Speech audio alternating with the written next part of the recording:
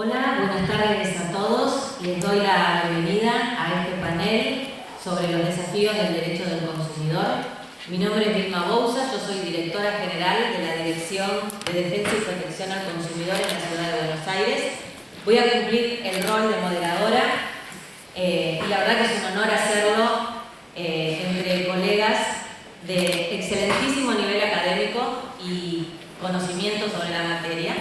Ellos son el doctor Jorge Surín, Carlos Pambuzzi y Darcy. Voy a hacer la presentación de su currículum a medida que van hablando y antes de darles la palabra voy a hacer algunas consideraciones que me parece van a servir como punto de partida. En primer lugar, si nosotros nos vamos al pasado y arrancamos en el 93 con la sanción de la ley 24240 y pasando por el Código Civil, por la reforma de la Constitución y por la cantidad bastante grande de normas locales, vemos que hay una curva a nivel normativo, una curva ascendente, con lo cual, mezclado con la demanda de los consumidores, creo que es un momento propicio para la creación de un sistema integral de protección al consumidor. La segunda consideración es que me parece estoy segura, que las normas deben adecuarse a la realidad que acontece diariamente para el consumidor. Con esto quiero decir que las normas, con los avances de la tecnología, la globalización de los mercados, es importante que las normas acompañen todo este movimiento y esta nueva forma en que se efectivizan los contratos de consumo. Y con esto les doy un ejemplo. En la ciudad hay 12 normas que exigen a los comercios la exhibición de carteles con determinadas previsiones para el consumidor. La realidad es que el consumidor, al momento de pagar, no está mirando los carteles, está mirando su celular. Es decir, las normas tienen que acompañar todos los cambios tecnológicos que actualmente suceden. Y la última consideración, esto es más que nada, tiene que ver con las autoridades de aplicación. Creo que más allá de la responsabilidad normativa que tiene el Poder Legislativo, creo que las autoridades de aplicación tienen que diseñar mecanismos y herramientas ágiles y eficientes para que el consumidor pueda hacer efectivos esos derechos proclamados en las normas. No quiero robarles más tiempo, así que vamos a comenzar con Norberto. Norberto es abogado, subsecretario, Norberto Darcy, es abogado, subsecretario de Protección y Promoción de Derechos de la Defensoría del Pueblo de la Ciudad. Realizó la diplomatura en Derecho del Consumidor en la Universidad de Ciencias Empresariales y Sociales y un máster en Derechos Humanos, Estado de Derecho y Democracia en la Universidad de Alcalá, España. Es coautor de diversos libros de defensa del consumidor.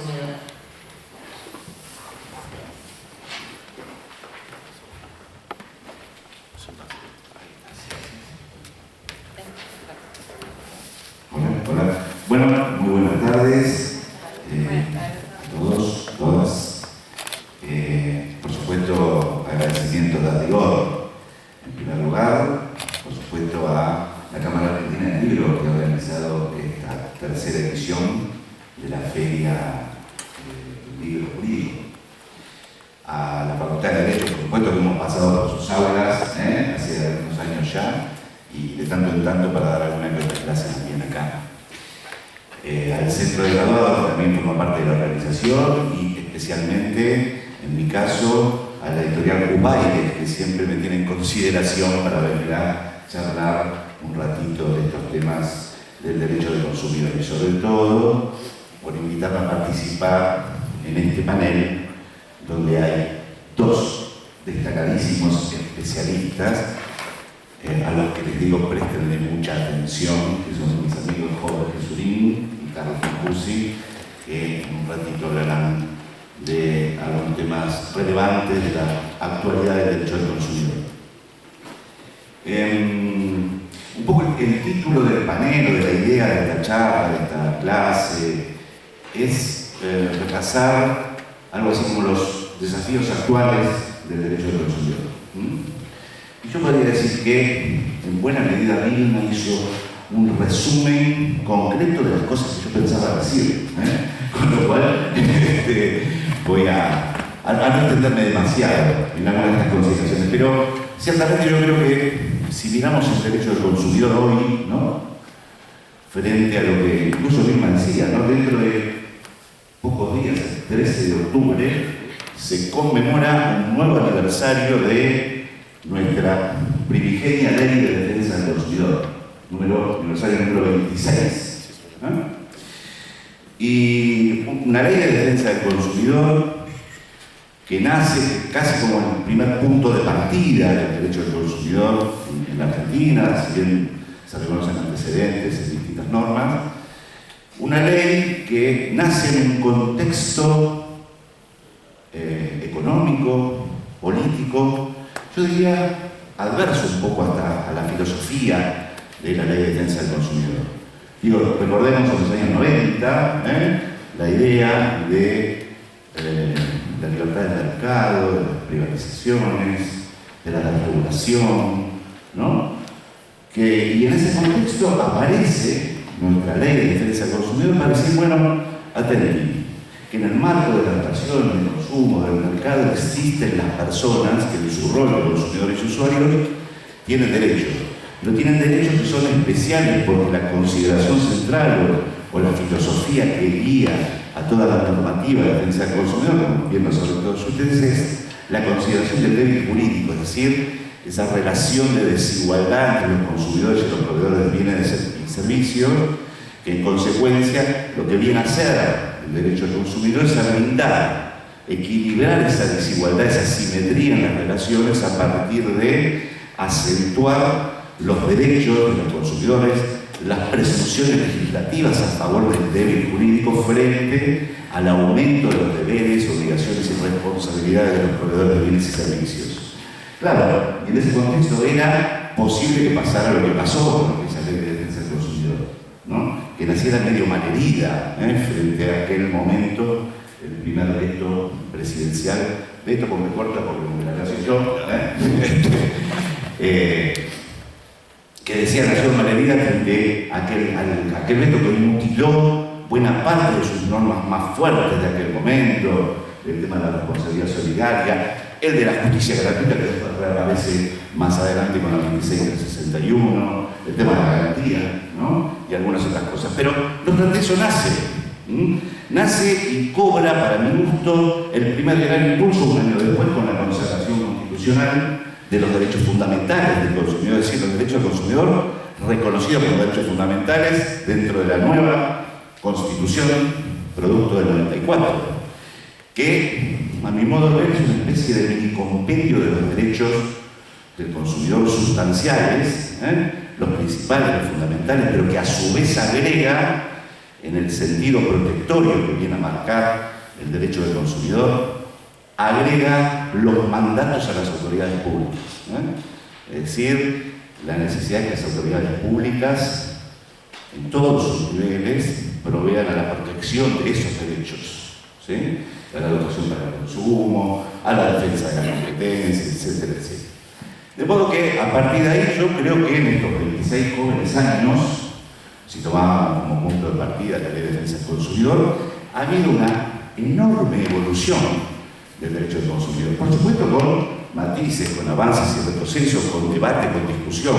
Pero hoy podríamos decir que en términos generales, el derecho del consumidor está, al menos en sus aspectos normativos o de filosofía jurídica, si se quieren, consolidados ya como, algunos dicen, subsistema jurídico de protección, algunos hablan de disciplina autónoma, del Estatuto del Consumidor con la integración normativa, con la Constitución, más los tratados internacionales de derechos humanos, porque el derecho del consumidor también tiene un anclaje en el mundo de los derechos humanos. En fin, consolidados ya, al menos en sus aspectos normativos. Fíjense, por decir unas cosas, en los últimos años al menos, Casi todas las facultades de Derecho ya tienen alguna materia de Derecho del Consumidor dentro del país. Hay seminarios, jornadas, clases, posgrados, diplomaturas, en fin. Hay una abundancia de interés y convocatoria en materia de Derecho del Consumidor. Las revistas jurídicas cada vez más en los últimos años tienen en todas sus ediciones algo que decir respecto a algún fallo, de algún comentario, de alguna idea de reforma, de alguna aplicación de normas, en fin, mucho material de lectura, doctrina cada vez mayor que escribe y que analiza y que propone nuevas categorías y nuevos métodos de análisis. La justicia, que al principio era un poquito reacia, sobre todo la justicia comercial, a aplicar la ley de defensa del consumidor, bueno, cada vez más fue tomando los principios, las normas, los valores y la ley de defensa del consumidor y las leyes que integran el Estatuto del Consumidor en sus fallos. Las asociaciones de defensa del consumidor, que han ido marcando una tendencia en materia de acciones colectivas, con vaivenes, con matices, con dificultades, pero que fueron profundizando esta idea de protección también de los derechos del consumidor como derechos de incidencia colectiva, tal como incluso reza en nuestra Constitución. Las defensorías del pueblo, que en los últimos años fueron agregando a esa agenda de misión y función de derechos humanos que centralmente tienen las defensorías del pueblo, fueron incorporando también el derecho del consumidor, sobre todo en materia de servicios públicos, pero también en otros temas. Hace poquito el defensor del pueblo de Chaco presentó una acción colectiva, no lo pudieron, pero lo intentó, respecto de los problemas actuales de los planes de ahorro, el incremento en las cuotas de los planes de ahorro y las dificultades que se les fueron creando producto del contexto de crisis general que vive el país. Fíjense ustedes además que la Defensoría del Pueblo de la Ciudad tiene un defensor adjunto que se dedica al defensor de los clientes bancarios, la Ciudad de Buenos Aires. La provincia de Buenos Aires, en una reforma legislativa, también crea un defensor adjunto dedicado a temas de servicios públicos, usuarios y consumidores. Y el defensor nacional, entre paréntesis, que hace 11 años que no se elige, la ley de defensa de la competencia, la nueva ley de defensa de la competencia, crea en el marco de la Defensoría del Pueblo de la Nación un defensor adjunto para la competencia y para los consumidores. Por supuesto todavía no está creado, ¿no? Digo, está creado por ley, pero no está implementado porque hace, insisto, subrayo, 11 años que el defensor del Pueblo de la Nación no se elige. Decía Vilma, si pensamos en la ciudad de Buenos Aires, probablemente sea la ciudad de Buenos Aires el distrito del país que más producción legislativa de normas y de leyes pensadas para la protección, incluso hasta para la microrregulación o detalle de algunos temas vinculados al derecho del consumidor tiene. De paso, pasamos chivo de estos bailes, hemos hecho algún trabajo con Carlos, con Jorge, de compilación de normas de la ciudad, y hay más de 60, y se siguen incorporando nuevas normas, a las que ya decía, señalaba sintéticamente 3, Vilma, si podemos recordar la del registro no llame, que más allá de su funcionamiento, lo que hizo fue instalar el problema de la invasión de llamadas a los consumidores y que luego ya recaló a nivel nacional, y tenemos también un registro no llame a nivel nacional, y que una última que se sancionó este año, hace pocos meses, con una idea muy interesante que tiene que ver con la regulación de las agencias extrajudiciales de cobranza. La ciudad produjo una norma que se venía discutiendo ya hace bastantes años, incluso uno de los primeros proyectos fue presentado por la Defensoría del Pueblo de la Ciudad y después reformulado, y hoy se llevó a una ley que regula y previene las conductas y el accionar de las agencias extrajudiciales de cobranza, esas que nos invaden con distintos mecanismos claramente contrarios al trato digno que establece el octavo bis de la Ley de Defensa del Consumidor, y que ahora tiene algunas regulaciones y algunas limitaciones, siempre con el sentido de proteger al consumidor y al usuario.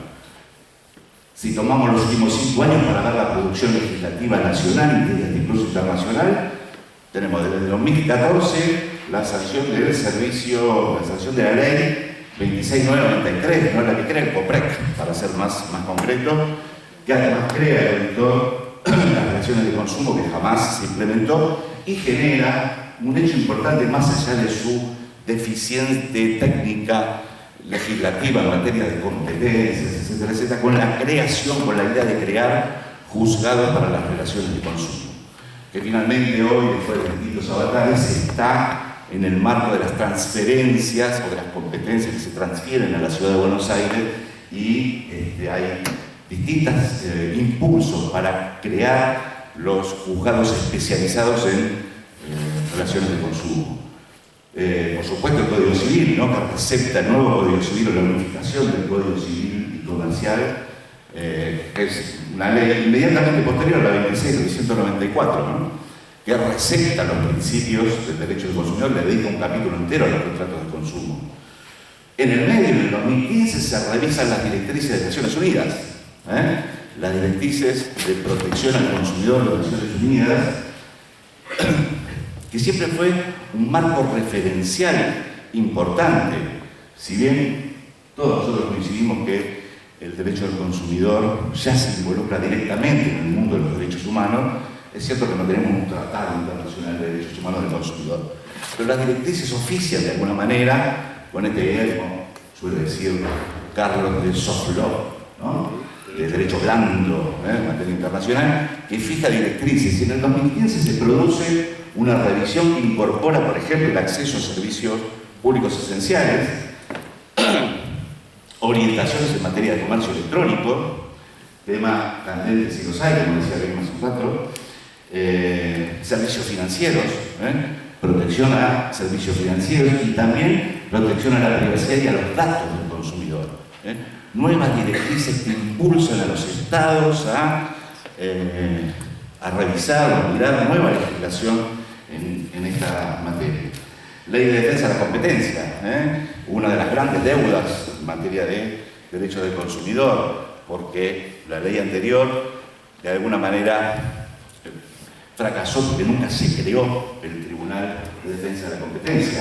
Y ahora se incorpora esta ley en el 2018, 27442, con algunas innovaciones, sobre todo, tal vez la más importante, la creación de una Autoridad Nacional de Defensa de la Competencia con carácter de autonomía y cierta autarquía, que debería ser la que se encargue de controlar y sancionar las prácticas anticompetitivas, la cartelización de precios, el abuso de posición dominante, todas cuestiones colaterales que integran el mundo de la protección de los derechos del consumidor, con un montón de nuevas incorporaciones, esta idea del programa de violencia,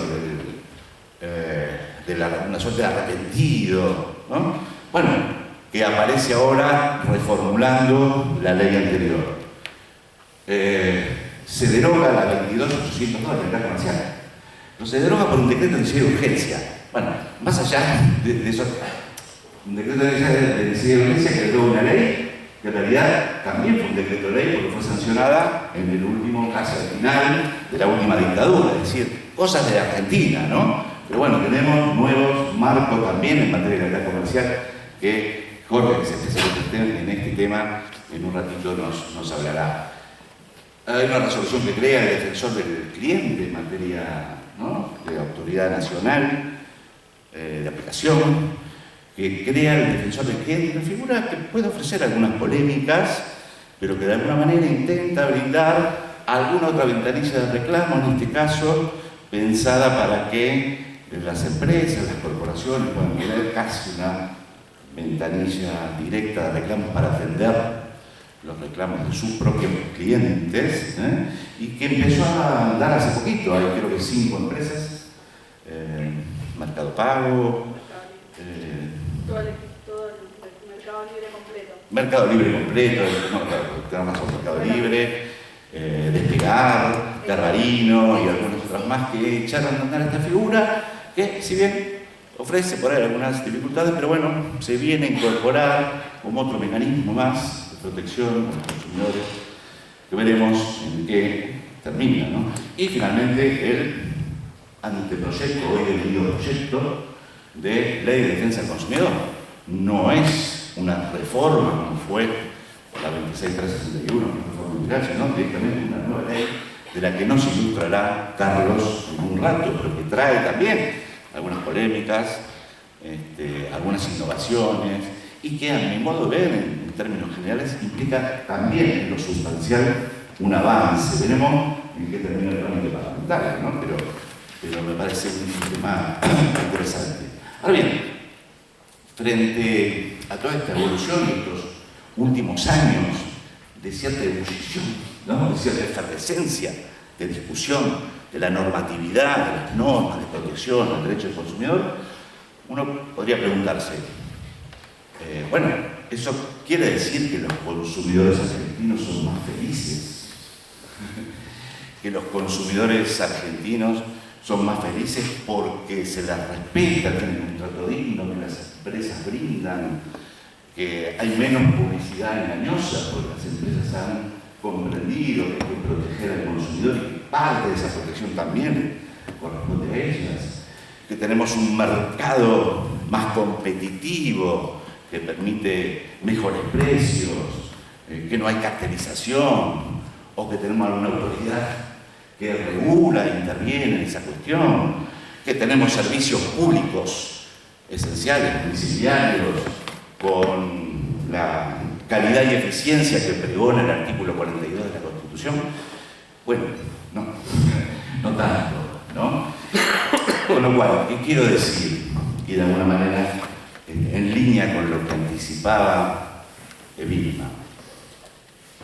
Si uno dijera el derecho del consumidor en Argentina está consolidado y sí, y sigue en evolución, sí, y ha tenido retrocesos y sí, ha tenido avances muchos.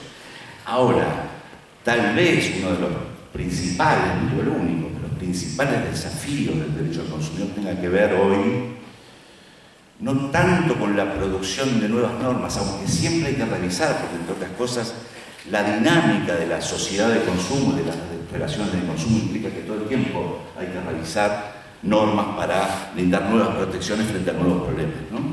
Yo digo, no tendríamos en principio un problema normativo más allá de detalles de opiniones, de cuestiones, de avances y retrocesos, sino pareciera que tenemos un problema más de eficacia, ¿no? Es decir, cómo lograr que esa producción normativa dirigida a proteger a las personas en su situación de debilidad jurídica frente al poder de los proveedores, etcétera, etcétera, logra tener mayor aplicabilidad, mayor observancia en general y mayor eficacia en el cumplimiento de esas normas, ¿eh? De modo tal que a mí me parece que los principales desafíos de estos tiempos tienen que ver básicamente con eso. Y eso también requiere de acentuar las responsabilidades del Estado, pero incluso diría también de la sociedad civil. En ese sentido, y tal como veníamos diciendo, algunas de las cosas que me parece que deberían incorporarse rápidamente o deberíamos preocuparnos en estos próximos tiempos son, claramente algunas ya las mencionamos, pero la efectiva implementación de los juzgados en las relaciones de consumo de Buenos Aires, tal como ha quedado planteada hoy la cuestión. En ese sentido, por ejemplo, la Asociación de Abogados de Buenos Aires está iniciando una campaña para impulsar la definitiva implementación de estos juzgados. Y a mí me parece que puede ser una buena medida que contribuya a este tema de la eficacia, sobre todo cuando los consumidores no logran en los distintos medios alternativos alguna solución, y que eso además puede ir marcando una tendencia que además le avise a los proveedores de bienes y servicios que la cosa va más en serio, y es obvio también que las conductas se modifiquen casi el día ejemplificadoramente, ¿no? Concretar la Autoridad Nacional de la Competencia, de Defensa de la Competencia, esto que incluso en los medios de comunicación masiva se promocionaba una nueva ley de defensa del consumidor, cuando en realidad hablaba de la competencia, prima hermana, colateral para la protección del consumidor, pero se promocionaba así en los medios, que tuvo bastante difusión, hasta que no se cree la Autoridad Nacional de la Competencia, también va a quedar medio renga la cuestión, la reglamentación de esta ley fue veloz.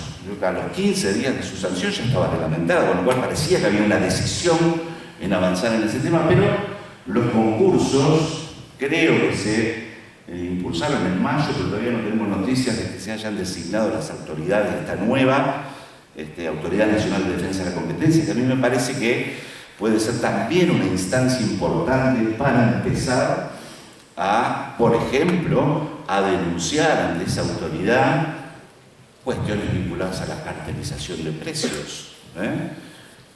Supongamos en bienes esenciales, medicamentos, alimentos básicos, ¿no? En mercados muy concentrados como lo que tiene la Argentina. Por supuesto, también me toca decirlo una vez más, designar al defensor del pueblo de la nación. No porque sea una figura exclusiva en materia de defensa del consumidor, pero sí es una figura que puede contribuir mucho. Lo hubiésemos necesitado mucho, y de hecho la Corte también exhortó en el fallo CEPIS en materia de servicios públicos, frente a las cuestiones de tarifa, para poner algún poco de equidad en los incrementos y en algunas otras cuestiones, ¿no? Y no estuvo el defensor, estuvieron las defensorías, pero la Corte Suprema dijo, no, este es un problema de índole federal, entonces acá tiene que venir el defensor, pero como el defensor no está, ¿no? Entonces, también es un tema que me parece importante, sobre todo por esto que incluso les decía, esta nueva creación del defensor adjunto en materia de competencias y de consumidores que puede también contribuir, ¿no?, a la promoción y a la protección de los derechos del consumidor. A propósito de los servicios públicos, ¿no?, parece muy imperioso revisar el rol y la función de los entes reguladores en materia de servicios públicos, ¿no? Sobre todo ahora que se abre una etapa tal vez interesante para esto que estoy diciendo, porque como ustedes sabrán, hay una idea de transferir los servicios públicos domiciliarios a la Ciudad de Buenos Aires y a la provincia de Buenos Aires en el ámbito de lo que se llama AMPA, ¿no? Nosotros como AMPA. De hecho, ya esto se está produciendo en energía eléctrica. Este año, la Ciudad de Buenos Aires y la provincia de Buenos Aires sostuvieron con sus presupuestos la tarifa social, el subsidio que implica la tarifa social para las personas que acceden a la tarifa social por razones de vulnerabilidad, ¿no? Y en consecuencia, ahora se transfiere el segmento de distribución, es decir, las empresas, ¿sí?, al ámbito de la ciudad y de la provincia. Con lo cual el ENRE, que brilló por su ausencia en general, en materia de protección de los usuarios de energía eléctrica, solo va a quedar residualmente para los segmentos de producción y transporte. Y entonces hay que pensar ahora el nuevo ente. Algunos decían que el ente de la ciudad podía cumplir esa función, que debería acompañar, pero parece que la cosa, hasta donde sabemos, viene por la creación de un nuevo ente jurisdiccional entre provincia y capital. En cualquier caso, me parece que ese es un tema donde habrá que meterse para ver si ahora, con esta cuestión, logramos tener un ente que esté un poco más a la altura de no solo de regular, no solo de sancionar, no solo de resarcir en lo que se pueda hacer en materia administrativa, sino también de proteger al usuario, aunque más no sea informándolo adecuadamente. Y por último, autoridad de aplicación. Me parece que también es un buen momento para repensar las autoridades de aplicación, que hasta acá han cumplido una tarea, en muchos casos, muy importante, pero a mí me parece que es un buen momento el anteproyecto de ley, quiero decir, de nueva ley de defensa del consumidor, contempla una idea que a mí me parece interesante, es decir, que la Autoridad Nacional de Aplicación tenga autonomía, autarquía, que sus funcionarios sean seleccionados por concurso, es decir, dotar de mayores recursos efectivos a la autoridad de aplicación. Y eso me parece hoy que es central, porque la verdad, en algún momento, lo que hoy es la Dirección Nacional fue subsecretaría, me parece que a esta altura del volumen que ha tomado el derecho del consumidor, la cantidad de reclamos y de problemas que hay, requiere entonces de una autoridad que tenga mayores recursos. No alcanza hoy con una dirección general, ¿no? Me parece que hay que pensar en potenciar y en fortalecer la autoridad de aplicación.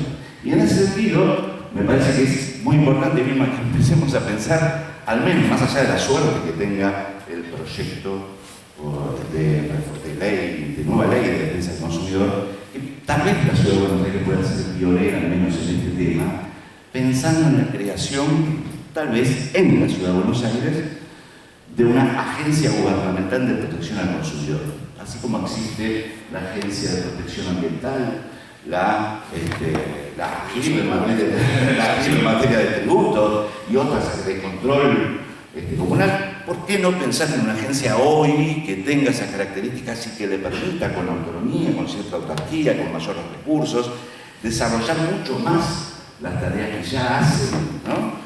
Hasta incluso nos evitaríamos de las discusiones vinculadas al daño directo y demás, porque ya tendría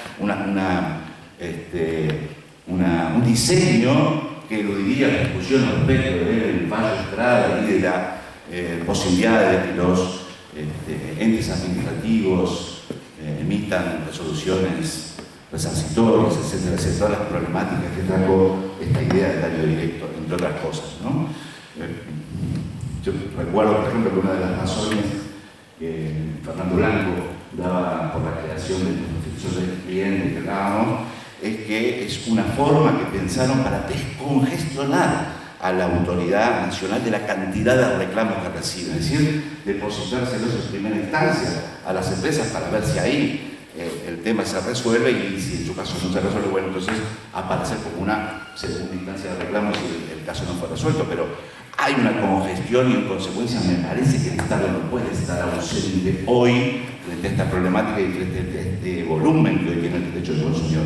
De modo que esas son algunas pistas, algunas ideas que me parece que se pueden ir trabajando. Y por último, me parece que hay que seguir insistiendo en educación. Educación para el consumo, educación para el consumidor. Es un mandato de la Constitución que me parece que es central en esto de seguir pensando en la eficacia, no solo desde la sanción y la aplicación, sino también desde el cumplimiento, ¿no? Por supuesto que se han hecho muchas cosas, hay programas de educación que desarrolla la dirección de la ciudad, la Autoridad Nacional creó la Escuela de Consumo, con cursos realmente muy interesantes, online, que son más fáciles, no presenciales, en fin. Pero me parece que hay que ir también un poco más allá, ¿no? Digamos, hay que tratar de pensar también en los colegios y en incorporarlos definitivamente en las currículas escolares, en fin, las asociaciones de defensa del consumidor también desarrollan en las redes, digamos, mucha actividad educativa y formativa, pero también hay que empezar a pensar en educar al proveedor. Digo, en definitiva, tampoco es una batalla de los buenos contra los malos, aunque los buenos, por supuesto, son los consumidores, ¿no? Eso es claro. Quiero decir, me parece que hay que tratar también de pensar cómo logramos que nuestras empresas también se acomoden mejor a estos tiempos, ¿no? Hasta incluso pensando en la formación de los segmentos comerciales de las empresas para que vayan incorporando un poco más algunas de las normativas protectorias del derecho del consumidor. Creo yo que por ese camino incluso podemos ir ganando bastante terreno. Bueno, manojo de reflexiones hasta que llega y bueno, después no sé si habrá preguntas, ¿no? Pero muchas gracias.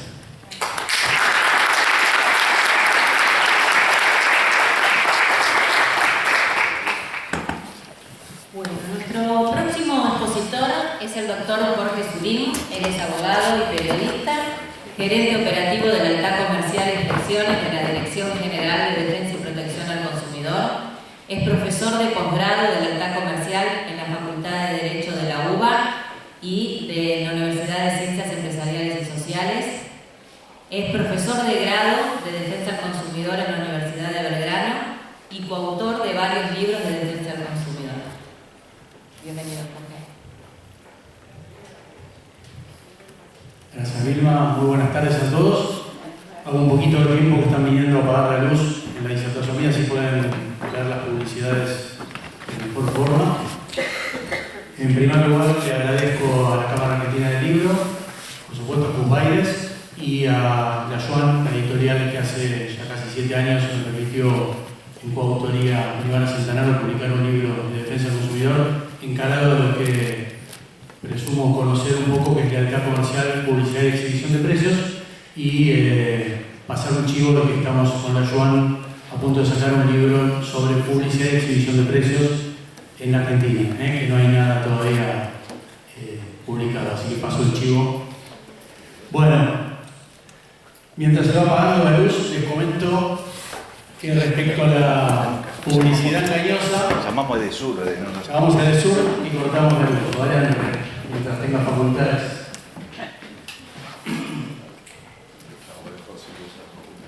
Les cuento que ahora dejamos sin luz a toda la facultad para ver las diapositivas de Zurich. Me van a matar, los alumnos me van a agradecer. Ya hablé recién, ellos estaban... Pero bueno. La publicidad engañosa.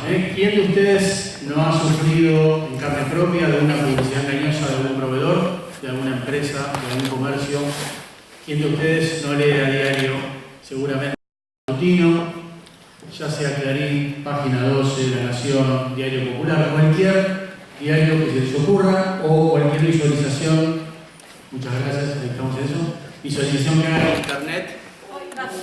Casi. Ahora.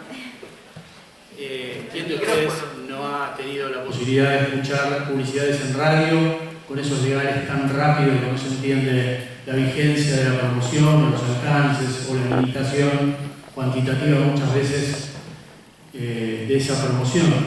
O en la televisión de aire, aunque seguro que les pregunto quién mira Showmatch o tiene que estar en todos van a decir no lo miro, después mide 30 puntos, 40 puntos, pero por ejemplo en ese tipo de programas hay lo que se llama PNTs, publicidad no tradicional, que abunda en casi todos los programas de la tarde de experimentos y que son publicidades también, y que muchas veces encierran engaños que pueden inducir error a ustedes, televidentes, respecto a las características de los bienes o de los servicios promocionados. Hoy se habla mucho también de la publicidad en Internet, que hay muchísima difusión de la publicidad en Internet. Ustedes tienen teléfonos celulares y también los inundan con publicidades a través de los celulares. Buenísimo, pero ahora se apagó. Vamos a ver si... Esto es publicidad engañosa. Yo les dije que les iba a pasar publicidades y no hay todavía. Bueno, principalmente tienen que saber que la publicidad engañosa, como adelantó Vilma y Norberto, está regulada en lo que antes se llamaba la Ley de Lealtad Comercial, que desde el 30 de abril de este año es el DNU 274, Decreto de Necesidad de Urgencia, que entró a regir el 30 de abril. La publicidad engañosa está regulada en el artículo 11 de ese decreto y básicamente tienen que saber que regula lo que son los engaños, los posibles engaños que puedan sufrir ustedes como consumidores respecto a omisiones que haga el anunciante u inexactitudes. Por ejemplo, omitir decirles algo sin lo cual ustedes no puedan entender ese anuncio, o que les diga algo que es inexacto. Por ejemplo, si ustedes le dicen una publicidad, les va a sonar conocida, de un hipermercado que les dice que los conoce todo el tiempo a ustedes, y que por ejemplo les dice que tal día de la semana, casualmente el que más suele uno concurrir a hacer las compras, tienen un 20% o un 15% de descuento en todos los productos con todas las tarjetas de todos los bancos. Y después, si ustedes hay un pequeño asterisco, van a la letra chica del anuncio, van a ver que casi hay 7.000 productos que quedan exceptuados de ese descuento del 15%. Es verdad, algunos que vayan a ese supermercado me van a decir en el ticket me sale discriminado y me dicen este tiene el 15, este no, este es una oferta y no entra, este es precio cuidados, este es precio esenciales y no entra. Bueno, desde Nación hubo una sanción por este tema.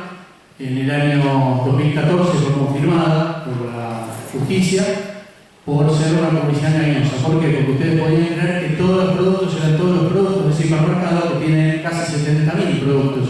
Y en realidad no eran todos, sino que eran 63.000.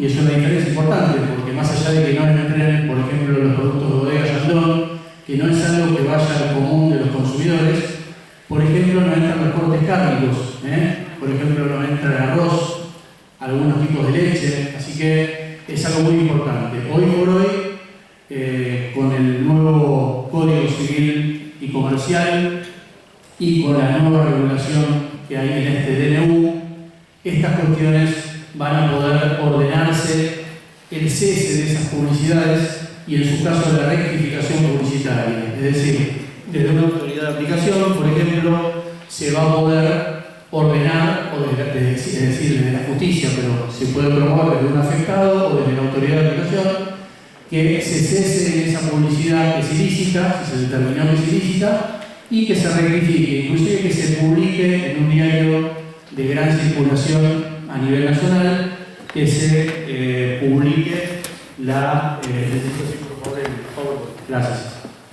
que se publique la sanción condenatoria.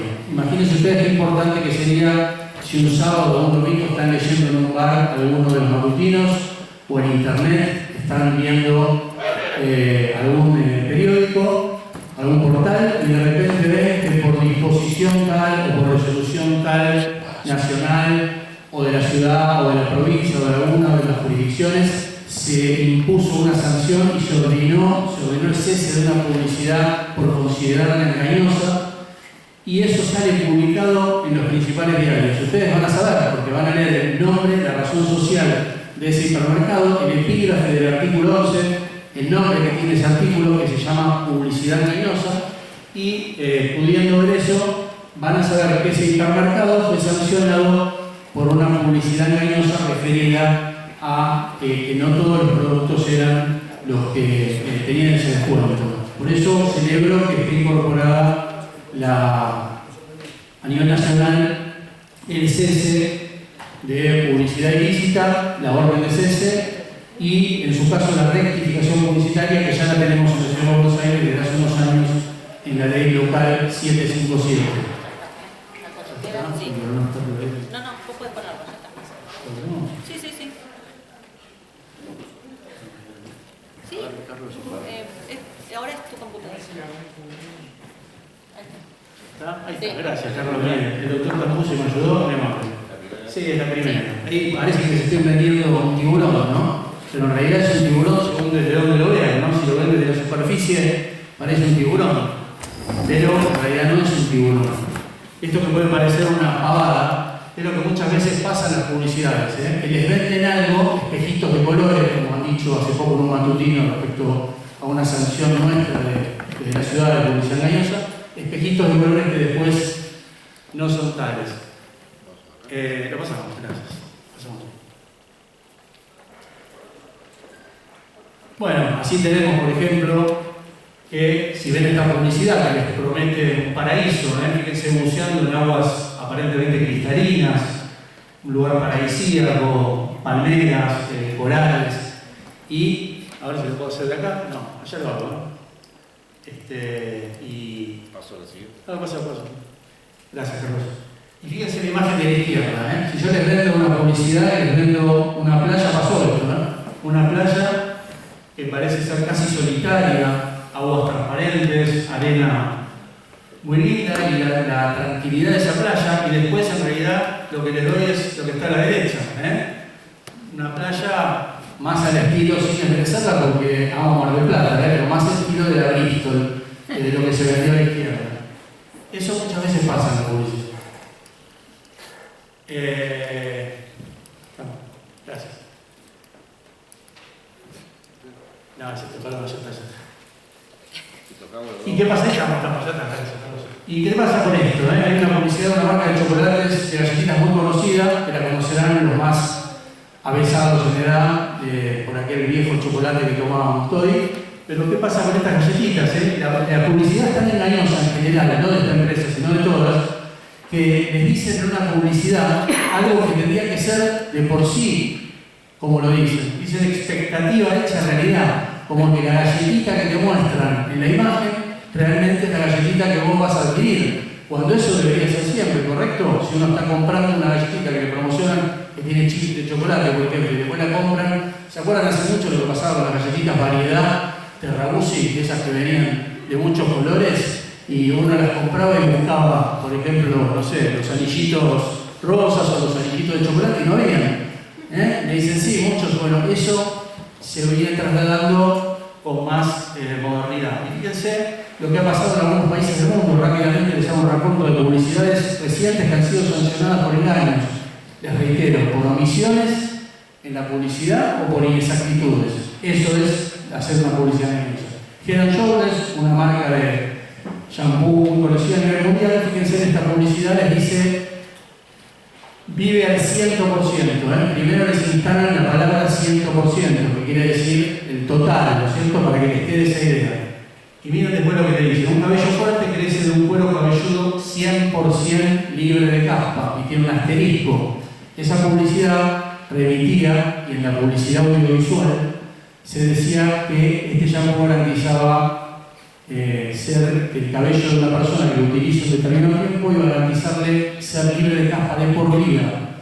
Por eso acuérdense hace un ratito la primera imagen de esa campaña que decía vive al 100% y después le prometen libre de caspa de por vida. Esto fue sancionado en varios países del Mercosur por publicidad engañosa. ¿Por qué? Porque los estudios que presentaron como si fuese acá en Argentina ante la MAT de cada país no pudieron acreditar como algo lógico, van a pensar ustedes, que el uso de un determinado shampoo, por más bueno que fuese, les puede garantizar ser 100% libre de caspa de por vida. Bueno, rápidamente les dije la definición de publicidad engañosa. Lo importante es que se prohíbe toda aquella presentación, ya sea gráfica, internet, vía pública, celular, cine, cada pantalla, chupetes publicitarios, todo lo que se les ocurra en donde les estén ofreciendo productos o servicios, se prohíbe cuando contengan inexactitudes u oculten información sin la cual ustedes no puedan entender el contenido y el alcance de ese anuncio. En el Código Civil Comercial, en el artículo 1101, en el inciso A, se repite básicamente esta definición ahora del DNU 274, pero se refiere a las características esenciales de los productos. Este es un tema que en doctrina es muy discutido porque el hilo es muy fino entre decir cuáles son las características esenciales de un producto que se promociona y cuáles no son las esenciales. Piensen en cualquier ejemplo y es difícil. El inciso B habla de la publicidad comparativa.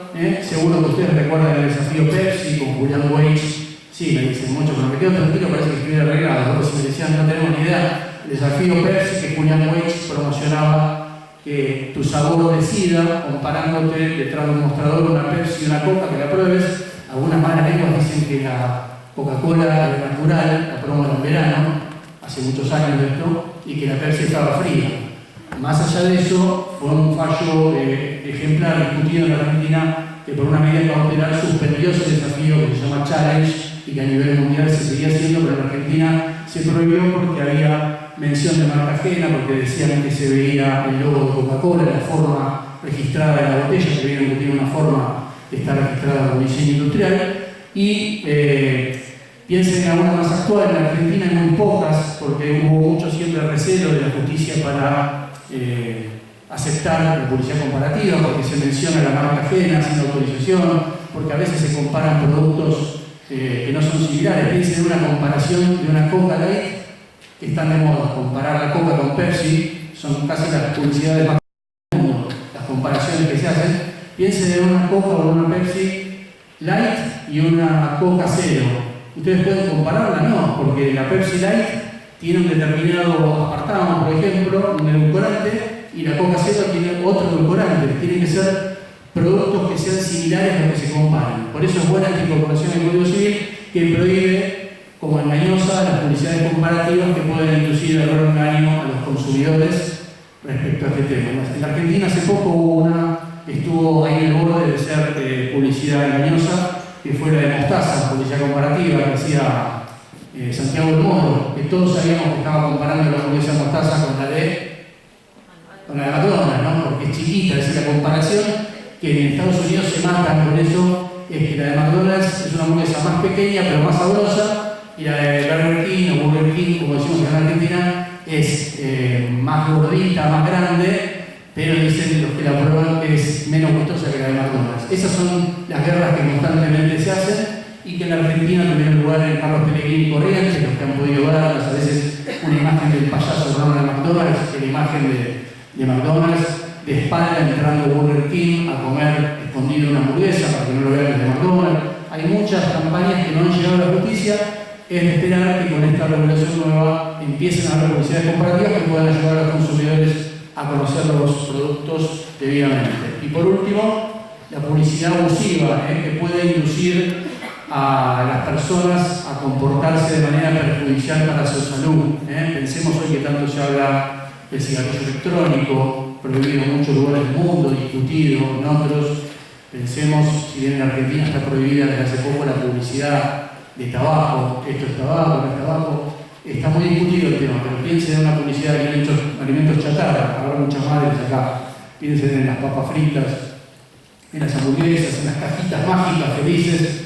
Si eso se empieza a regular y se estudian los valores energéticos que tienen y que superan la guía propuesta por la Organización Mundial de la Salud, y se empieza a hacer algo amparados en este inciso C. Eso se viene, En Francia ya se está actuando mucho y es un lugar pionero con España en materia de publicidad, y se está avanzando en el control de las publicidades de comida chatarra, como las de alcohol también, en la cerveza puntualmente. Bueno, y ahí tenemos un ejemplo bien de estos días. Esta publicidad no puede tener más de una semana. ¿Qué ven ustedes ahí? Yo les digo, ¿qué es esta gaseosa? ¿Qué es? ¿Qué dice el nombre? ¿Limón o limonada? ¿Se dice limonada ahí? Limón y nada. Ustedes me pueden decir limón y nada, y Zulín, es una manera cheta, por decirlo de alguna forma, que tiene Coca-Cola para decir limonada. Le ponen una I antigua, linda, agradable, impacta, limón y nada. Yo también les puedo decir lo que se interpretó en Perú, en México, que está diciendo limón y nada, que la gaseosa es de limón, ¿tá? Que no tiene agregados. Y si encima después abajo le digo sin azúcares agregados, y resulta que tiene casi el triple de azúcar de lo que tiene una bebida común, o tiene el triple de sodio de lo que tiene una bebida común, eso hay que alertarlo, ¿no? Porque hay mucha gente que es hipertensa, hay gente que es diabética, hay gente que no puede. Y si les digo que tiene 1% de jugo de limón, ¿qué pasa? ¿Es una limón y nada o es una nada de limón?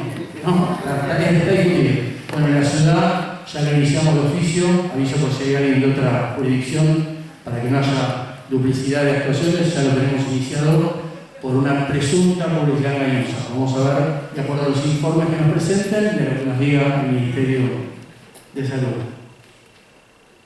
Ahí que ven, destacado. 100% integral. 100% integral. Entonces, si ustedes van al hipermercado o al autoservicio barrial, para no decir autoservicio chino y que salte alguien y le diga que estoy discriminando, al autoservicio barrial, y piden esto, ¿qué interpretan que tienen? Harina integral, y 100% piensan que tiene básicamente harina integral. Bueno, en Perú se descubrió que no tenía ni el 2% de harina integral. Era coloreado con lo que sería acá cacao, y que no era pan 100% harina integral. Se sancionó. En Argentina no llegó hasta la publicidad, pero hay muchas empresas que hacen cuestiones como la que vamos a ver ahora. Algunos probó el pan lactal Bimbo, que está tan de moda. ¿Cómo se llama? Bimbo artesanal. Bueno, ¿y qué les hace pensar decir artesanal? Que está hecho como si lo hiciese nuestra abuela, ¿no? Con el gorrito de cocinero, amasando. Bueno, en España pasó esto, y con estas papas fritas que decían aceite de oliva 100% y artesano, la palabra artesana, como un cocinero que ven con un delantal, reflejándonos a nuestra abuela, una persona más bien tirando a adulto mayor. Se descubrió que no tenía nada de artesano, y que el aceite de oliva, ¿saben cuánto tenía? 5%, no tenía 100%, 5% de aceite de oliva. Esto se sancionó por publicidad engañosa. ¿Qué logró la picardía de los anunciantes? Hacer lo que está a la derecha. Le pusieron en vez de artesana, artesanais, si lo leen bien, porque en Portugal, que también se comercializa estas papas, artesana se dice artesanais. Entonces cambiaron la palabra y dicen, no decimos más artesana, y no decimos más 100% aceite de oliva. Es muy complejo el tema de la publicidad engañosa, porque no lo voy a aburrir y ya voy terminando para que pueda hablar Carlos, pero pero las publicidades encierran cuestiones bancarias también. Ustedes de repente registran, como registró Lomitón en su momento, ¿se acuerdan? La marca Lomitón, y ustedes iban y por ahí decían, todo lo que como es de lomo, y no es de lomo, pero es una marca registrada. Entonces ahí había un conflicto marcario, barra publicidad engañosa, era complejo. Bueno, y ahí, para que tengan un poco de sed, así cuando salen, nos vimos pizza Heineken, así que salen de acá y se toman una birra, como dicen los chicos, ¿no? Cerveza Heineken, primera marca, hoy puede estar, no sé, 100 pesos, alguno que tome, 100 pesos una lata, en Carrefour, en I, Sociedad Anónima. Si yo en punta de góndola les pongo esta, en vez de 100 pesos, a 60. Y ustedes van, por ejemplo, a un padre a comprar para una previa de sus hijos, le dicen, papá, tráeme 20 cervezas, y uno está a fin de mes, pongámosle, con poca plata, y se compra la otra, son iguales, vale 60 contra 100, salvo que me digan, no, yo conozco la Heineken, yo compro la Heineken. Esto pasó en Carrefour, y fue sancionado por publicidad engañosa, a punta de góndola encima, y había un conflicto marcario también. Esto pasó en Estados Unidos, hace poco habrán leído que pasó en Canadá también. Red Bull te da alas, era el eslogan. No se rían, no es que en Estados Unidos alguien dijo, ¿qué te da alas? Te podés tirar desde acá, caer y no te pase nada. No. ¿Qué alas te puede dar un producto energizante? Físicas, estar más despierto, por ahí mientras yo estoy disertando, que no se duerman, se toman un Red Bull, estar energizados, o cuestión mental, estar más rápido para leer, más atento. Bueno, Red Bull no pudo demostrar, ante una denuncia de asociaciones de consumidores, en un estado de Estados Unidos, no pudo demostrar que daba alas ni físicas ni mentales. Entonces ofreció un acuerdo, en Estados Unidos se llegan a muchos acuerdos, eso es importante, y ofreció $15 en productos de merchandising a todo aquel ciudadano norteamericano que desde que salió la publicidad en 2002 hasta el 2014 de la acción se hayan sentido engañados por este anuncio. O $10 en plata a aquel norteamericano que se haya sentido engañado por esto. Esto está en trámites de apelaciones, en Canadá acaba de pasar, en Argentina no está esta imagen, pero es un tema bastante polémico. Como también esto que pasó en Perú, en México, 149 calorías Coca-Cola común. Si ustedes dicen para actividades felices, y ahí piensan, ¿qué es lo que está diciendo? El famoso mito que la bebida pura, cola, te hace mal a la salud, te hace mal para engordar. Bueno, entonces, ¿cómo lo desterran? Hicieron un estudio y decían, 149 calorías tiene esa supuesta botella que están viendo y que las quemas en una actividad diaria. Por ejemplo, mientras te duchás, bajás a pasear al perro, una vuelta a la manzana y vas en bicicleta al trabajo, si podés, eso te quema las 149 calorías. Lo que el anuncio no contaba es que vos aparte te clavabas después al mediodía un árabe de crudo y queso, o una no sé cuánto, las comas. Pero acá se montó ¿por qué? Porque el tamaño de la botella estaba photoshopeado, estaba alargado. Esa botella que ustedes ven, que van a ver que la chica la tiene acá en la publicidad en la mano, es una botella que en realidad es la que ustedes les venden en los restaurantes, por ejemplo esa de vidrio de 600, y en realidad las calorías que ponen, que se queman en 22 minutos de bicicleta, son 149 de una botella como la de vidrio que se vendía antes a 20 pesos, ¿se acuerdan la mini Coca-Cola? Entonces, esta en realidad se quema con 260 calorías. Se sancionó por engañoso, pero poca gente se dio cuenta. Algunos de Salto, de Jujuy, levanten la mano, algún jujeño, salteño. Había alguien de Salto, ¿no? No, de Catamarca, perdón. Bueno, ¿qué dice ahí? Salta descubrido diferente. ¿Qué imagen ven en el colectivo? ¿De Cerro? ¿De los 149? ¿Dónde queda? ¿En Salta? Bueno, lo tuvieron que cambiar. Esto pasó en un micro de buquebús en Montevideo. Esto se solucionó vía diplomática, no es que fue una actuación de acá. Bueno, me importa básicamente decirles que, para terminar, que hay un cambio importante con este DNU y la reglamentación, que es que la información, lo que se llaman los legales, la letra chica que ustedes ven en las publicidades, ahora se permite que se ponga reducida, es decir, que se ponga, por ejemplo, para más información, consulten www.coto.com.ar o al 0800-333-COTO, por ejemplo. Eso ha sido, a mi entender, un retroceso, porque nuestros padres, nuestros abuelos, si no manejan internet, y se permitió que se ponga una web o un 0800. Y muchos ponen la web, que algunos hoy día todavía no tienen acceso.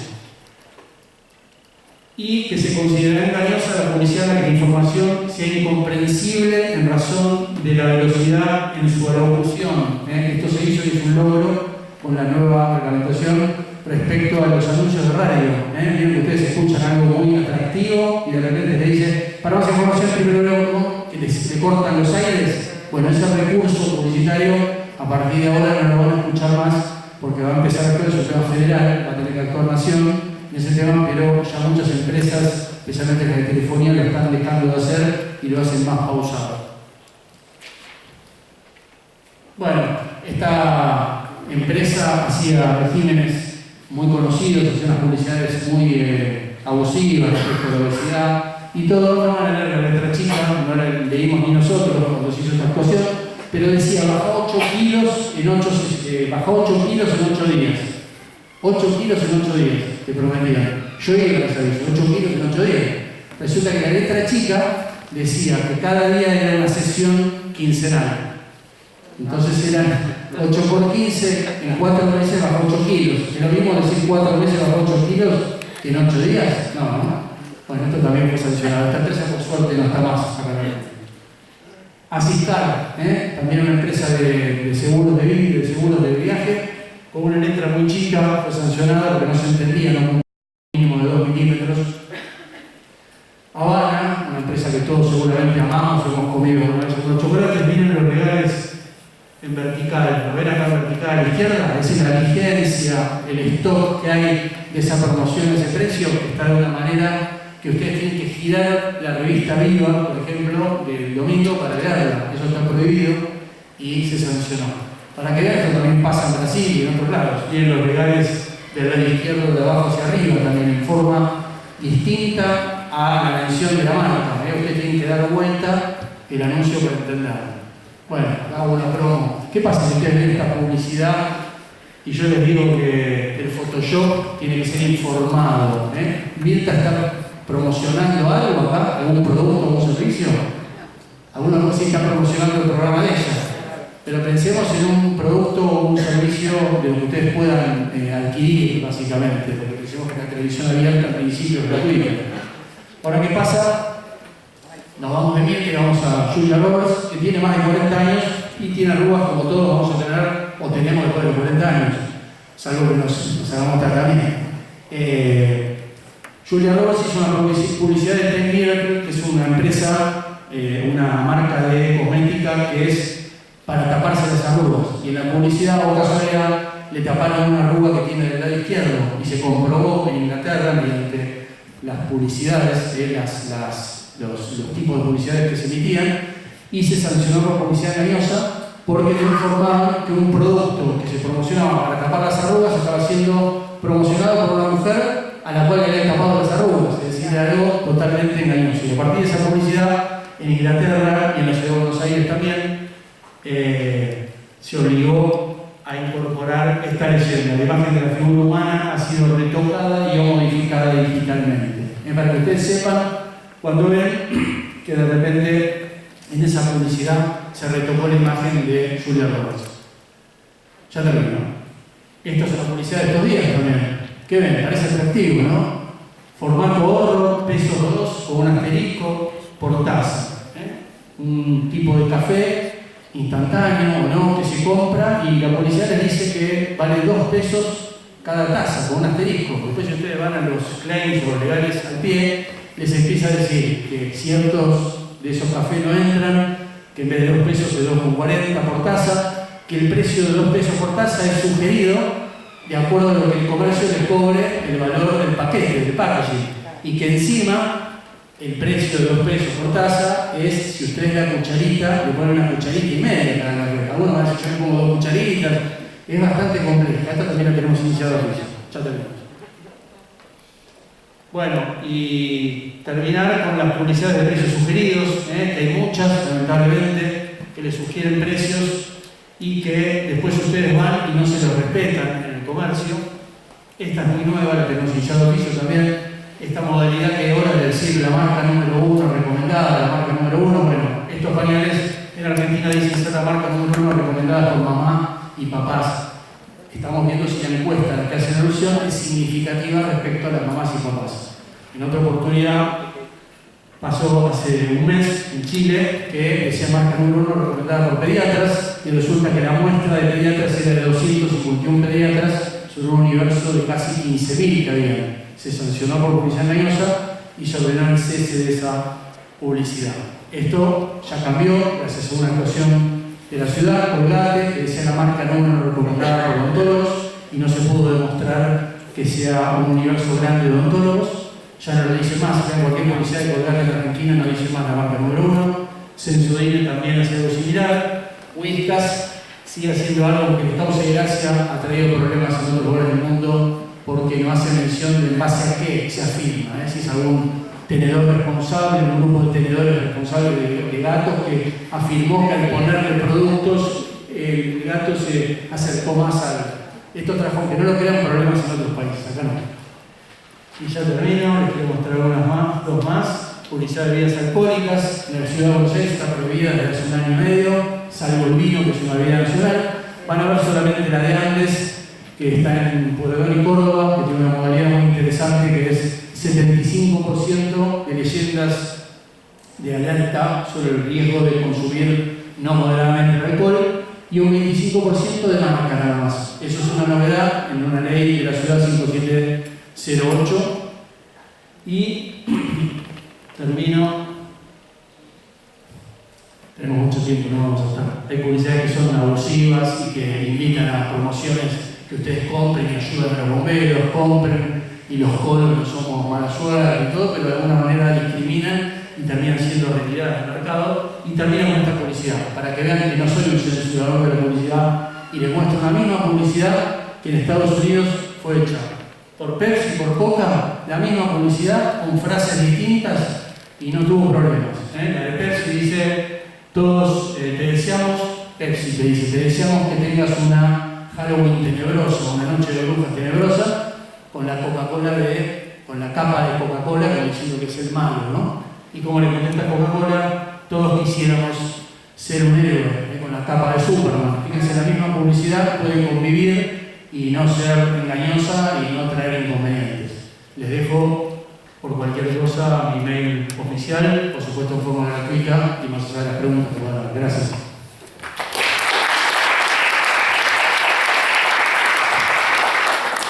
Muchas gracias, Jorge, a pesar del contratiempo inicial fue muy interesante. Voy a presentar al tercer expositor. Él es el doctor Carlos Tambusi, fue auditor legal de la Administración de Parques Nacionales, procurador adjunto de Asuntos Patrimoniales y Fiscales del Gobierno de la Ciudad de Buenos Aires, actualmente secretario del Juzgado número 18, Secretaría 35 del Fuero Contencioso Administrativo y Tributario de la Ciudad, profesor adjunto en Derechos Humanos, Garantías y Protección Constitucional de Consumidores y Usuarios de la UBA, docente en seminarios y cursos de posgrado sobre derechos de consumidores, codirector del Programa de Actualización de Derechos del Consumo, presidente de la Comisión de Derechos del Consumidor de la Asociación de Abogados de Buenos Aires, integrante de la Comisión para el Proyecto del Código Procesal de Consumo para la Ciudad y también de la Comisión para la Reforma de la Ley 24240, autor de libros y numerosos artículos en revistas nacionales y extranjeras. Bienvenido, Carlos.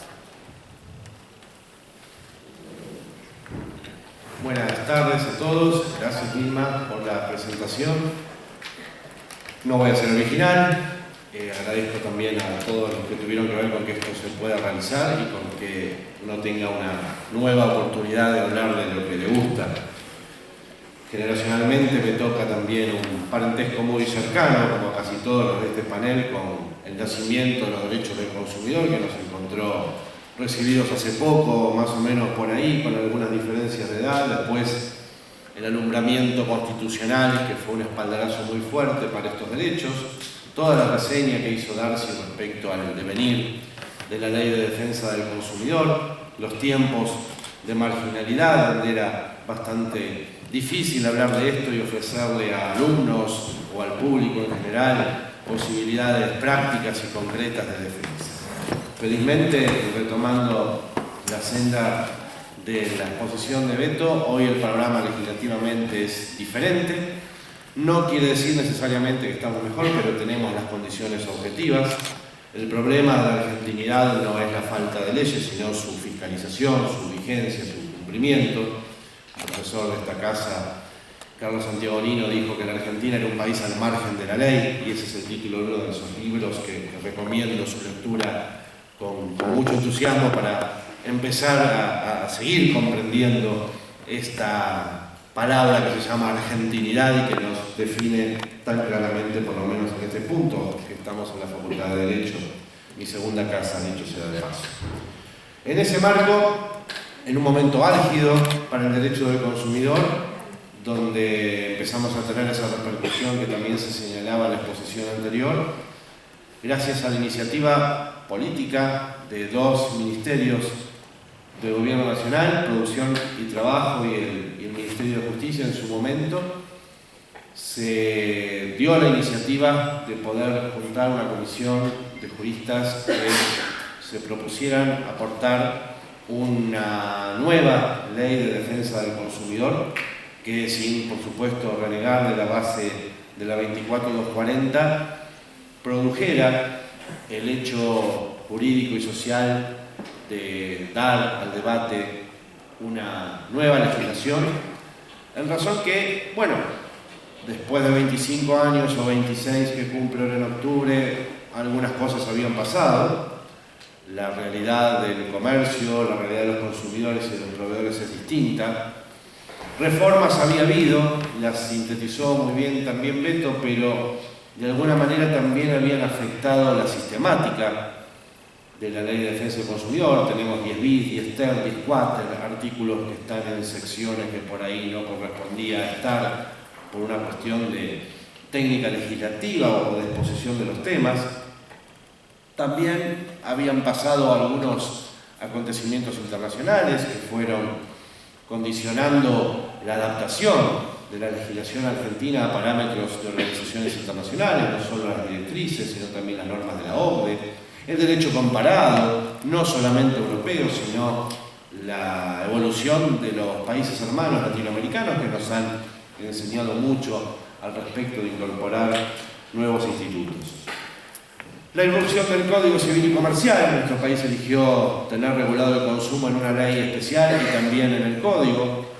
Trajo la necesidad no de ayornarla al Código, sino de acompasarla y de compatibilizar algunos de sus principios, no tanto por ahí del capítulo de consumidores, que tranquilamente convive bajo la norma más favorable según el caso, sino con los principios generales que inspiraron la unificación del Código, que fueron básicamente la constitucionalización del derecho privado y el diálogo de fuentes. A través de esto se hizo necesario hacer un énfasis que estuviera en el Estatuto Especial en la impregnación definitiva de derechos humanos que tiene el derecho del consumo, y que al formar parte de ese logro de la civilización, que es ese acuerdo internacional sobre derechos fundamentales, deben legislarse, deben defenderse, deben interpretarse y deben aplicarse como tales, como derechos fundamentales de las personas.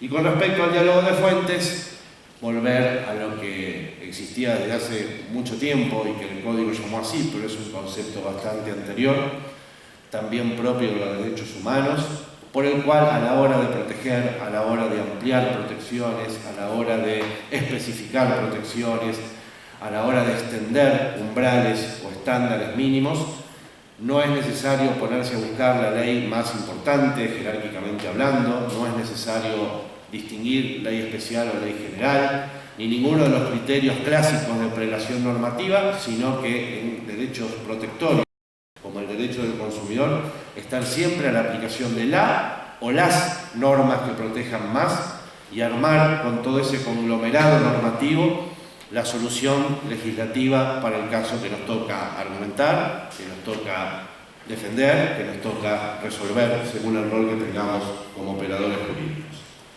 En ese marco, entonces, para un chico como yo, nacido en Mataderos, la convocatoria a entrenar con la selección nacional en materia de juristas de consumo con Gabriel Stiglitz, fundador de los Derechos del Consumidor contra su padre, Fernando Blanco Muñoz, de la Autoridad de Aplicación, Carlos Hernández, Belén Japace, Leo Episcopo, Federico Osola, Roberto Vázquez Ferreira, Gonzalo Soso, María Eugenia de Archillo, Javier Weintraub, y quien les habla, fue la verdad que muy reconfortante por el sentido federal de la composición. Hay gente ahí de varias provincias, por el sentido de ópticas distintas de la composición del grupo. Hay gente de la Autoridad de Aplicación, gente de la Justicia, abogados de la materia, por la forma en que se trabajó durante un año entero mediante el sistema de consensos. No era posible haber dictámenes en disidencia o opiniones divergentes, entonces creo que hubo bastante grandeza en todos para lograr un texto que tenga una conformidad generalizada y dejar a salvo las opiniones personales de varios de nosotros, inclusive quien les habla, con respecto a alguno que otro tema, en los cuales por ahí, para la unidad del proyecto, hubo que resignar o morigerar alguna posición. Así que ese gran trabajo de más de 186 artículos, que superan bastante el número a la legislación actual, tuvo esa metodología de trabajo, tuvo esa finalidad jurídico-política institucional, y hoy está, después de haber sido puesto a consideración del sector consumidor en varias audiencias públicas en distintos lugares del país, de haber sido puesto en el portal de Justicia 2020 para recibir opiniones del público en general, después de haber sido publicado en revistas jurídicas, comentado en ediciones importantes, también facilitadas por editoriales respecto a distintos juristas de acá y del extranjero que opinaron al respecto. Después de esa etapa de socialización, en este año ya tiene carácter de proyecto, como dijo también Beto, dejó de ser anteproyecto.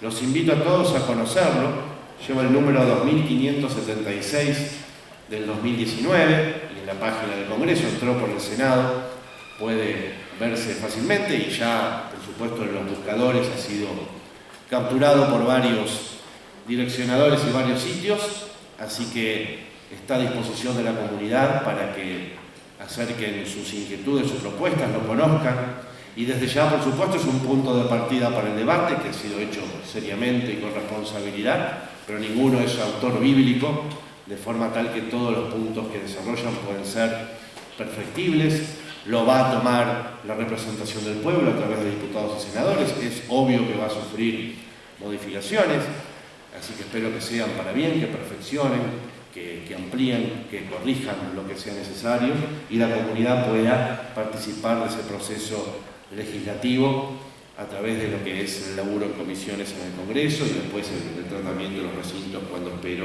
que por suerte llegue. Nada va a suplir la lectura que ustedes puedan hacer de eso y la lectura anterior que tengan de la Ley de Defensa del Consumidor hoy vigente para que puedan comparar y ver el valor. Yo les quiero presentar algunos títulos nada más, atento al tiempo que tenemos. La idea fue incorporar algunas novedades, la idea fue dar algunas respuestas, la idea fue tener algunos atrevimientos corajudos, creo, en mi interior sobre algunos puntos. Una de las cosas que yo más valoro, y aunque por ahí parezca al principio no muy importante, es la incorporación de los principios al texto legislativo. Ustedes estudiaron en la facultad, en cualquier materia siempre se empezaba por los principios de la disciplina. Y muchas veces esos se estudiaban en su contenido y no estaban plasmados en las normas, sino que se inferían de tal artículo o tal norma es a consecuencia de la aplicación de este principio. Nosotros quisimos que los principios tengan consagración legislativa porque son guías interpretativas, son sendas generales que marcan un modo de comprender y que además de estar consagrados nominalmente, principio de indubio pro consumidor, por ejemplo, tengan una explicación del sentido, si esto alguna vez es ley, que el legislador le quiso dar al alcance de ese principio, al cauce por el cual ese principio tiene que marchar. Y aparte de los clásicos del derecho protectorio, que todos ustedes seguramente conocen, hemos incorporado al proyecto principios propios de esa impregnación de derechos humanos, el de no regresividad o de progresividad, como quiera que se diga de una forma o de otra de ver la cuestión, un desarrollo mucho más preciso del principio de consumo sustentable para precisar ese parentesco definitivo entre ambiente y consumo como derechos humanos de tercera generación, para plasmar el paradigma nuevo de la responsabilidad civil aparece el principio preventivo y el principio precautorio, que son dos cosas diferentes. La prevención es ante la amenaza cierta y el principio precautorio, que por ahora se aplica solamente al derecho ambiental, es ante la duda científica razonable sobre la inocuidad de ciertos productos o servicios en el caso del consumidor. Y después, por supuesto, están los principios de trato digno, de no discriminación, que el Código ya ha desarrollado con una propuesta que siempre, en todo el resto del articulado, más allá de los principios, va a hacer hincapié en una rigorización de la exigencia de la interpretación protectoria y de, por supuesto, el acabado cumplimiento y respeto de todos los derechos del consumidor por parte del proveedor en los casos de vulnerabilidad agravada o de hipervulnerabilidad, que es una categoría donde tenemos a gente más vulnerable que los vulnerables o vulnerables dentro de los vulnerables, categoría a la que pertenece ya el consumidor, por razones que tienen que ver con circunstancias que agravan esa condición, como puede ser en algunos casos el género, como pueden ser las capacidades diferentes, como puede ser la condición de migrante, como pueden ser factores etarios como la niñez o la edad avanzada, el adulto mayor y demás. Eso está presente en el rigorismo y en la acentuación profunda de la interpretación del debido respeto a todos los derechos que forman el abanico protectorio de la ley. Hay un desagregado de la protección antecontractual y contractual del consumidor, deshilachando en el buen sentido de la palabra y extendiendo mucho más el espectro con precisión y claridad de lo que entendemos hoy la ley ha construido y la jurisprudencia también, pero dándole pautas precisas al legislador que lo que se protege es el hecho de consumir y la parte contractual es solamente una faceta, hay cosas antes y hay cosas después que tienen consecuencias protectorias, que tienen relación con el trato equitativo y digno, que tienen relación con los intereses económicos del consumidor y que deben necesariamente ser protegidas.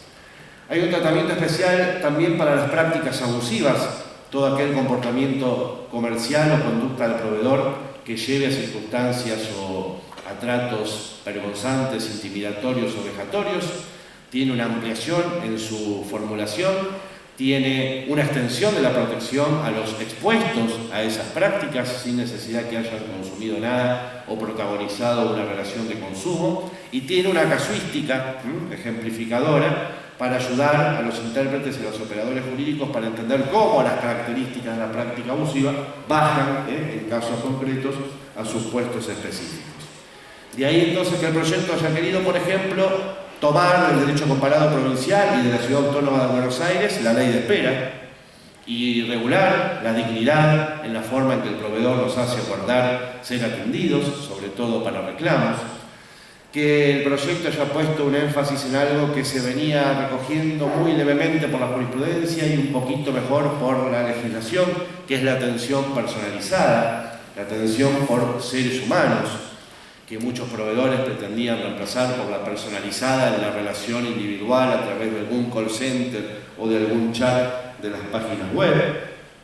La imposición, en el buen sentido de la palabra imponer, que aparece en el proyecto de políticas públicas a la autoridad nacional, porque es una ley nacional la que se proyectó, de los grandes ejes que el legislador establecería si el proyecto prospera, que deben presidir el actuar de la autoridad de aplicación nacional en todos los aspectos que involucran el desenvolvimiento, no solamente la recepción de denuncias, sino también la educación, la formulación de programas y demás.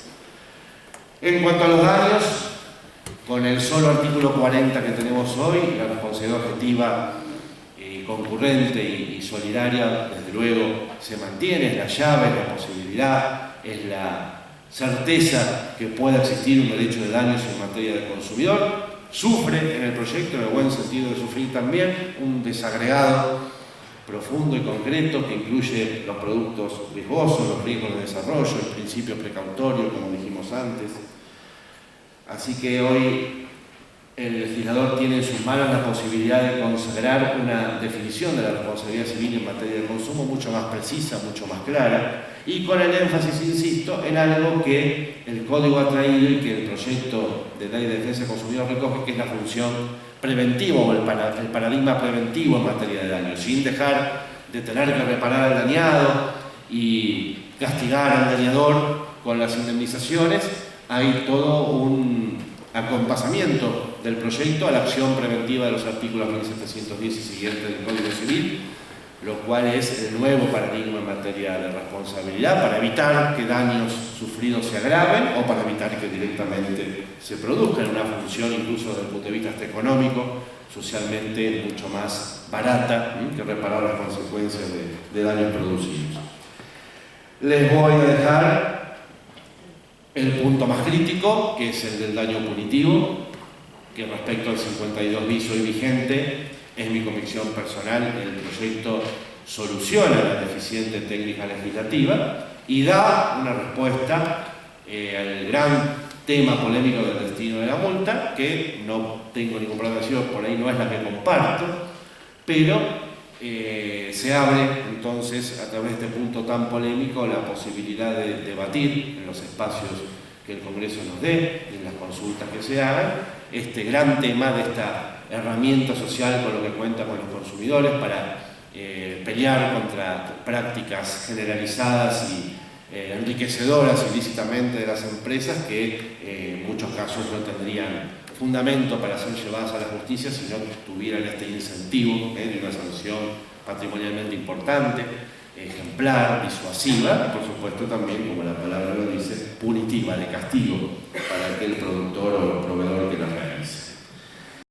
Así que ahí supongo que vamos a tener uno de los puntos más polémicos del proyecto, y para eso hay que estudiar mucho y conocer cómo ha sido sancionado el 52 bis, qué aplicación jurisprudencial concreta ha tenido, qué utilidad práctica tendría mantener la redacción actual y, bueno, si sirve o no sirve para lo que queremos hacer, la propuesta del proyecto que estamos sometiendo a la sociedad. Beto ya me pisó en esto, pero lo recordaré. El rediseño institucional de la autoridad de aplicación, con la puesta en valor de su independencia y de su autarquía, de su encargado o encargada electa por concurso, con plazo de duración de su mandato que exceda la duración de los gobiernos, tiende no solamente a ser simpático y a jerarquizar la oficina o agencia que se ocupa de estos temas, sino también a romper con ese contrasentido que, siendo el Estado proveedor, sea controlado por un funcionario del propio Estado, que deba su nombramiento a ministro o a presidente o a quien corresponda dentro de la administración central. Que sea un ente separado, que la persona que llegue a ese sillón no deba su nombramiento más que a un jurado y a su mérito. Por suerte, si llega a prosperar, superaría esa incompatibilidad que hay en que el controlante o el controlador, perdón, haya sido designado por el controlado. En el caso también de la Autoridad de Defensa de la Competencia, la finalidad que se agrega es separar la vigilancia de la política económica en materia de transparencia de mercado de la circunstancial política económica de algún gobierno de turno existente. Les hablé de algunas respuestas en lo judicial, en lo que es procedimiento, hay algunas respuestas, hemos dado una interpretación amplia del beneficio de justicia gratuita, que hoy es muy polémica, para la posición más amplia respecto a la exhibición de costas incluida, salvo temeridad o malicia, en el caso tomando ese modelo de la mismísima Constitución de la Ciudad Autónoma de Buenos Aires con respecto a la acción de amparo. Se aclara también la duda que dejó el Código con respecto a la prescripción, volviendo el plazo propio a la Ley de Defensa del Consumidor y aclarando ese vacío que hizo la 26.994 cuando derogó el artículo 50 de la 2440 por entonces vigente y nos dejó sin plazo propio para las relaciones de consumo.